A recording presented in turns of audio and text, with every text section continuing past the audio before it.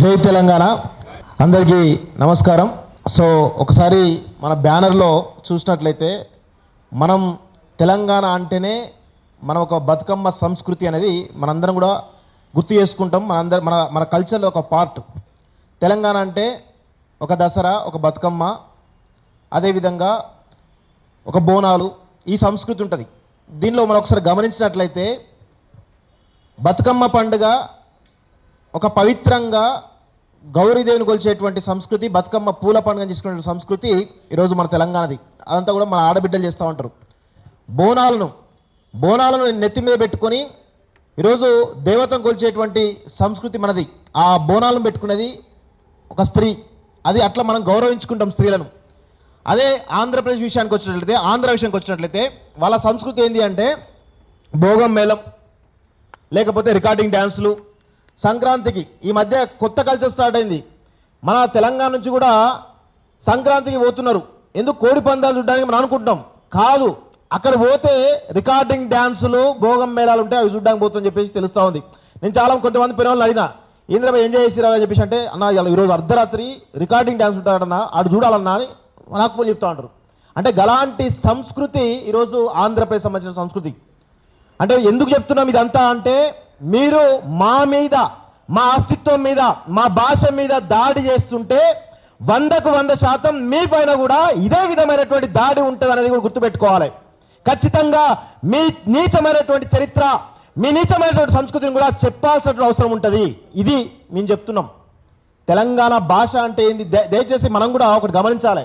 తెలంగాణ అనే దాన్ని ఒక భాషగా మనం చెప్పాలి. యాస, మాండలికం అనేటువంటి పదాలను మనం తీసేసి తెలంగాణ భాష అనేది మనం అనుకోవాలి ఖచ్చితంగా. ఎందుకంటే ఇది ఒక జాతి, మన తెలంగాణ జాతి యొక్క ఆత్మ ఈ భాష అనేది. తెలంగాణ ప్రాంతం యొక్క చరిత్ర, తెలంగాణ యొక్క ఒక జీవన సముదాయం, అంటే జీవన శైలి ఏదైతే ఉందో అవన్నీ చూపించేదే మన యొక్క భాష.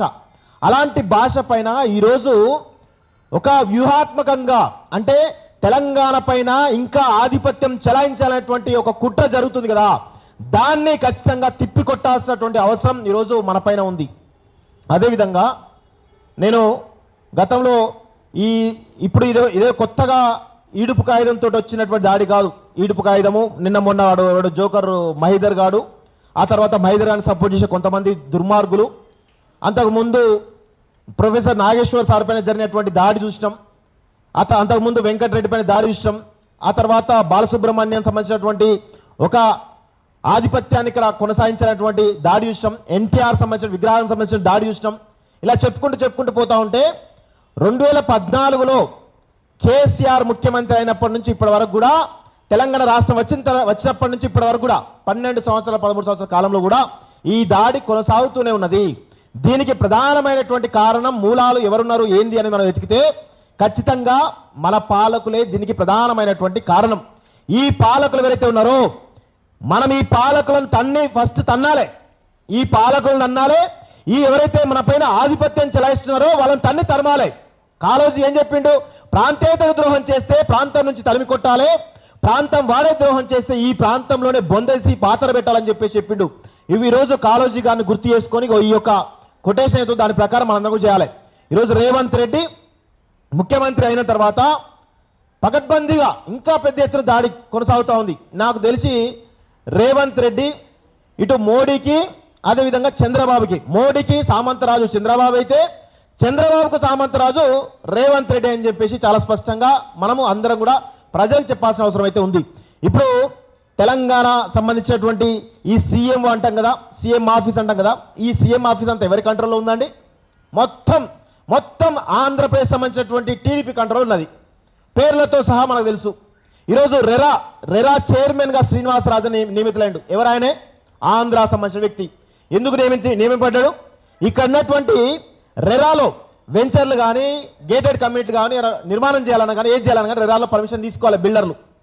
సో ఇప్పుడు ఆ బిల్డర్లు ప్రతి ఒక్కరు కూడా పర్మిషన్ అప్లై చేయాలి. కాబట్టి ఈ 2 సంవత్సరాల కాలంలో ఆ బిల్డర్ల నుంచి, ఆ వెంచర్ల నుంచి, గేట్ కమిటీల నుంచి రకరకాల ద్వారా కమిషన్లు దొబ్బితున్న ఒక ప్రయత్నం జరుగుతోంది. దానికి ఎవరిని పెట్టిన ముందు? ఒక ఆంధ్రాకు సంబంధించినటువంటి రాజును పెట్టిరు. ఈ విధంగా రేవంత్ రెడ్డి స్పష్టంగా గతంలో కేటీఆర్ కూడా అదేవిధంగా రామలింగరాజు కొడుకులు ఎవరైతే ఉన్నారో వాళ్ళకి సపోర్ట్ తోటి ఏ విధంగా చేసాం అందరం చూసాం. ఆయన farm house Janwada farm house కూడా అదే రాజులది. ఇప్పుడు మళ్ళీ అదే సంస్కృతి రేవంత్ రెడ్డి కొనసాగిస్తున్నాడు. రేవంత్ రెడ్డి చిన్నోడేం కాదు, కేసీఆర్ కేటీఆర్లు కొంచెం మింగితే ఈయన పూర్తి స్థాయిలో మింగాలని చెప్పేసి ప్రయత్నం చేశారు. వాళ్ళు దోచుకోవడానికి 10 సంవత్సరాలు టైం పట్టింది. 10 సంవత్సరాలు దోచుకున్నారు. 10 సంవత్సరాలు దోచుకున్నటువంటి ఆ అక్రమాస్తులను ఈరోజు రేవంత్ రెడ్డి కేవలం 5 ఏళ్లలో దొబ్బి తినాలన్నటువంటి ఒక ప్రయత్నంలో ఉన్నాడు. ఖచ్చితంగా తెలంగాణ అనేది మనందరం కూడా కాపాడుకోవాల్సిన అవసరం అయితే ఉంది. అస్తిత్వాన్ని కాపాడుకోవాలి, ఆత్మగౌరవం నిలబెట్టుకోవాల్సిన అవసరం అయితే ఉంది. దానికోసం మనం మాటలే కాదు చేతలు కూడా చూపించాలి. నేను అదే చెప్తున్నాను. ఒక్కడన్నా ఎవరినన్నా ఒక్కని ఖచ్చితంగా మెత్తగా తంతం బరాబర్ తంతం మహీధర్ గారు ఎవరైతున్నాడో వాడిని ఖచ్చితంగా, వాడు ఆల్రెడీ వైజాగ్ పోయిందని చెప్పేసి తెలుస్తా ఉంది. వాడు ఎప్పటికైనా రావాల్సిందే, తట్టా బుట్ట సర్దుకోవడానికైనా ఇక్కడ రావాల్సిందే, ఎదురుకు రావాల్సిందే.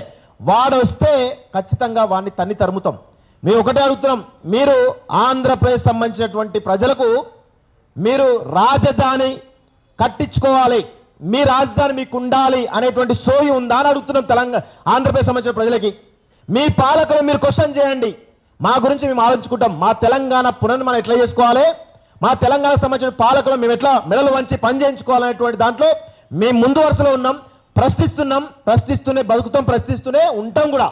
అదేవిధంగా ఆంధ్రప్రదేశ్లో మీకు రాజధాని కట్టుకునేటువంటి చాత కానీ చావ కానీ పాలకులు ఉన్నటువంటి ఈ రాష్ట్రంలో ఈరోజు మీ రాష్ట్రం గురించి ఆలోచించుకోకుండా, మీ రాష్ట్ర పరిపాలకులు ఎవరైతే చాతగంతని ప్రశ్నించకుండా ఈరోజు తెలంగాణ అస్తిత్వం పైన, తెలంగాణ భాష పైన, తెలంగాణ ఆత్మగౌరవం పైన మీరు మాట్లాడుతా అంటే మేము ఎట్లా ఊకుంటాం? మేము ఒకటే అడుగుతున్నాం, మీ ప్రాంతం గురించి మీరు కొట్లాడండి. అవసరమైతే మేము కూడా సపోర్ట్ చేస్తాం. మీ అమరావతికి వచ్చి మేము కూడా మీ వాయిస్గా మేము వినిపిస్తాం. కానీ మా తెలంగాణ భాష మీద, మా సంస్కృతి మీద, మా అస్తిత్వం మీద దాడి చేస్తామంటే ఖచ్చితంగా ఫిజికల్గా ప్రతి దాడి ఉంటుంది అనేది గుర్తుపెట్టుకోండి. ఫిజికల్గా ఉంటుంది. వార్నింగ్గా చెప్తున్నాం. మొన్న మా శంకర్ ఎవరు ఒక మానసిక స్థితి బాగాలేనటువంటి ఆమె, ఎవరు హీరోయినే కదా, హీరోయినా ఆమె కరెక్ట్ చేస్తుందా, ఎవరో ఆమె పైన ఆమె ఏమన్నది, తెలంగాణ గురించి, తెలంగాణ ఎవరు ఆజాదీ కాశ్మీర్తో పోల్చింది. ఆమె పోలిస్తే ఈయన ఒక స్టోరీ చేసిండు శంకర్. చేస్తే ఆమె తమ్ముడు అనుకుంటూ మాట్లాడింది. ఆయనకు పాపం అవమానం అనిపించింది.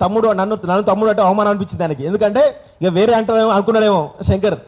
సో మేము ఆ తర్వాత ఆమె ప్రొఫైల్ చూస్తే మొత్తం ఆమె యొక్క మానసిక స్థితి సరిగా లేదని అనిపించింది. ఆమెకు ఒకసారి మైగ్రేన్ అంటది, ఒకసారి పిచ్చి పిచ్చిగా ఏడుస్తుంది, ఒకసారి పిచ్చి పిచ్చి చేస్తుంది, ఒకసారి నాకు సంబంధం లేదంటది, ఏదో అంటది. అలాంటి మానసిక స్థితి సరిగా లేనటువంటి వాళ్ళు ఈరోజు మన తెలంగాణ గురించి, మన తెలంగాణ భాష గురించి, అస్తిత్వం గురించి మాట్లాడుతూ ఉన్నారు. ఇలాంటి వాటిని ఖచ్చితంగా తెలంగాణ సమాజం సహించదు, పూర్తిగా ఖండిస్తుంది. దయచేసి మా తెలంగాణ అనేది యుగాల చరిత్ర, ఇది యుగాల చరిత్ర మీద ఆధారపడి ఈరోజు మన నిర్మాణం జరిగింది. తెలంగాణ గురించి చెప్పాలంటే ఈ ప్రపంచానికే ఉద్యమ పాఠాలు నేర్పినటువంటి గడ్డ ఇది.